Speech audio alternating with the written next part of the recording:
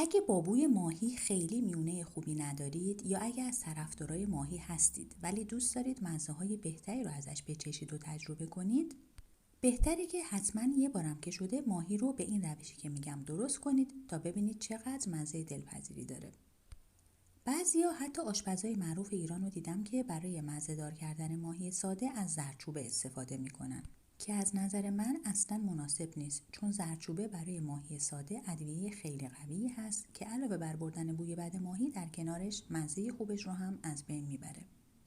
ادویه‌ای رو که من برای ماهی سرخ شده مناسب میدونم ترکیب پودر زنجبیل، پودر سیر، فلفل سیاه و نمک و البته به همراه لیمو ترش هست که چند سالی هست که من به جای پودر سیر ساده از نمک سیر مارک فوکس استفاده میکنم که ترکیبی از نمک، سیر و جعفری هست و همراه با پودر زنجبیل همین مارک مزه فوق‌العاده‌ای رو به ماهی سرخ شده میده. مطمئن باشید با یه بار استفاده از این دوتا ادویه دیگه هیچ وقت از آشپزخونه‌تون حذف نمیشن.